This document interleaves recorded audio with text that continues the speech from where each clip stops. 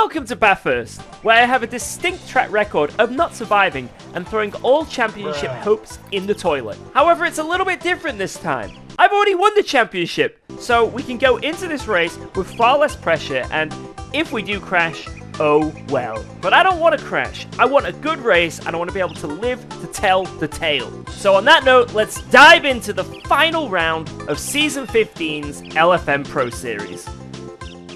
I've never had a crash in my life on this game. I'm a clean driver. Ah! No! Oh my god! He's gonna crash! Ah!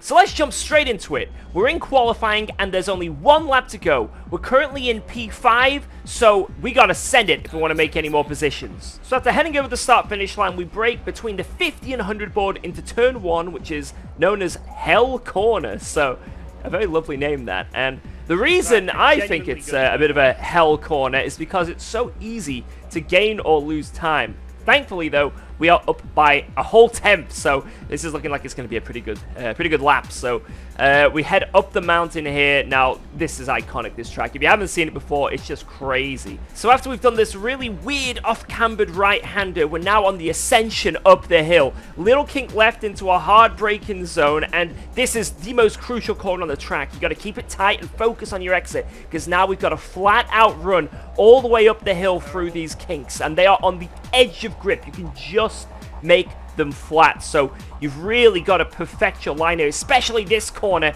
And now as we come to the very crest of the hill here, we dip down into this left-hander, little lift, running it a bit wide, and then we flick it back across the track into the scariest section, hard on the brakes down this hill, flirting with the barriers all the way. It's so easy to let the car step out and have a major crash there, but we continue into the elbow, hard on the brakes, keep it tight. You got to be so patient on the throttle here or you hit the wall on the exit. And then look at this, our teammate here has had a bit of a nightmare on the mountain, and he noticed I'm behind him on the track, so he slows down a bit to give me a bit of a suck. So that's just over half a tenth we're going to gain into the final corners here, the chase. And this is where I lost most of my time on my last run. So if I can just nail the braking here, we flick it into the corner, just want to miss that curb. You don't want to mount it, otherwise the traction control kicks in. And that was pretty much perfect. And now one corner to go, a 90-degree left, into the braking zone, trail it off nicely on the throttle, stomp it, run up that curb, and bang! There we are! That is P2 to start this race. So we're going to do something a little bit different for the start of this race. For those who don't know, LFM broadcasts these races live on their Twitch and YouTube channel with commentary. So we're going to watch the start here just to give you guys a good scale of how crazy these races are. Green lights and away they go, Van Clears.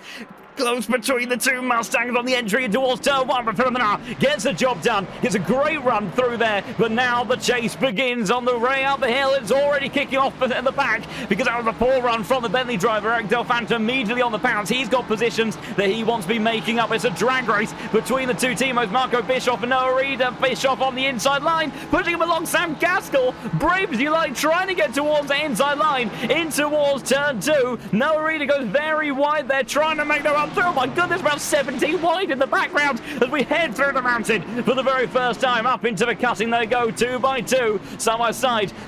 It's pretty cool, right? They do a really good job with the production at LFM, so hats off to them. Anyway, onto our race. It was a nice, clean start. We hold position behind Philip Manar here, which is very similar to last week's race.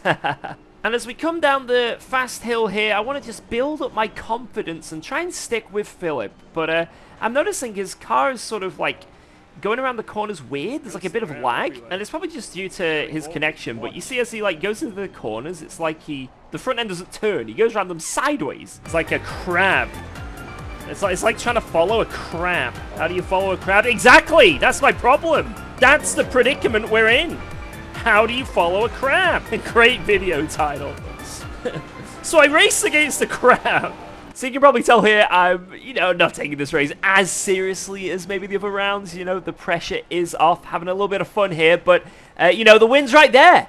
I want to go for that win. And the cool thing about this season so far of the LFM Pro Series is that there's been a different winner every single round. So if I manage to win this race, I'll be the only person to get 2 wins this season, which is kind of wild, you know?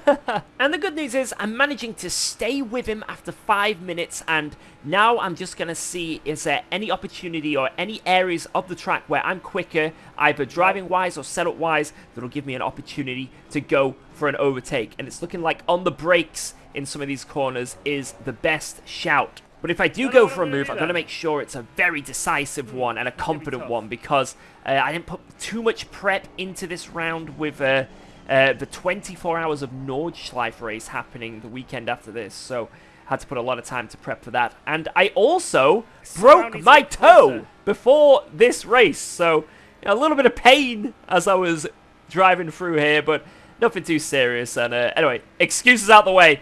We're looking like we can maybe go for a send here. We're getting pretty close, and it's just not quite close enough. Maybe if I had an overlap, I could have gone for something there, but we got a good run coming out of the corner as well. He's hooked it up on the curb. Again, though, we're going to poke our nose there. Maybe see if we can trigger a mistake from him, but he's very wise to this, so he just holds his line. Does a good job there to defend from us. And after 20 minutes of basically perfect driving from Philip ahead, he finally makes a mistake. He misses the apex, clatters the curb, and this gives us a run. Now, I don't think there's going to be an overtaking opportunity here. It's almost impossible to go on the outside of this next corner due to the way that it's cambered. But I want to put him off. And also, my teammate Aiden Walsingham in P4 has dropped off the slipstream train, and he's still fighting for positions in the championship. So I want to bring him back in. I want to fight here, get Aiden back in the queue. And our mission was successful. We managed to get Aiden back in the slipstream train, and you know, it's a really close fight. As much as I want to overtake Philip ahead, Jack Alexander is keeping me really honest behind. He is so fast, and a little bit too quick here as we come down the hill. Ah, no! Ah, fuck, that's a lot of damage.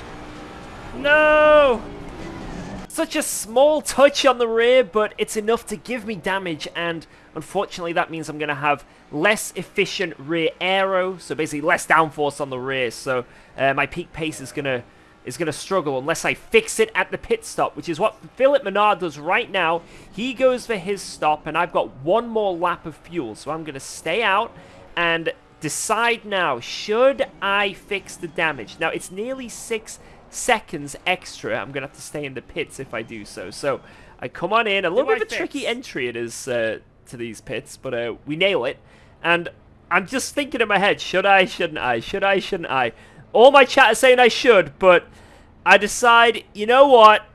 Track position's key. I'm not going to fix it. Yes, I may struggle a little bit, but I'm going to have the freshest tires, so maybe that will offset it a little bit, and yeah, maybe if they fight as well, Philip and anyone who's around him, maybe I can make this work. And amazingly, because Aiden Walsingham, if you didn't notice, he actually pitted 5 laps earlier.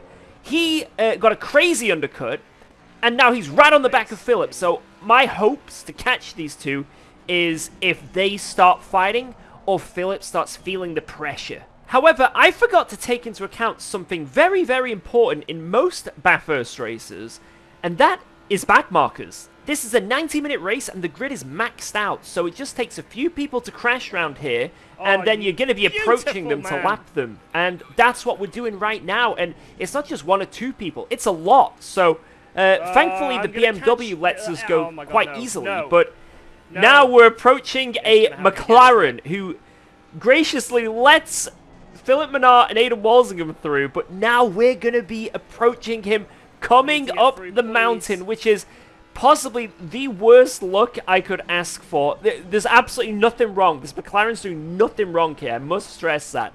As stressed as I'm going to be right now, it's not his fault. It's just I've got really bad luck here, but, you know, I'm hoping he's going to be super generous and let us go.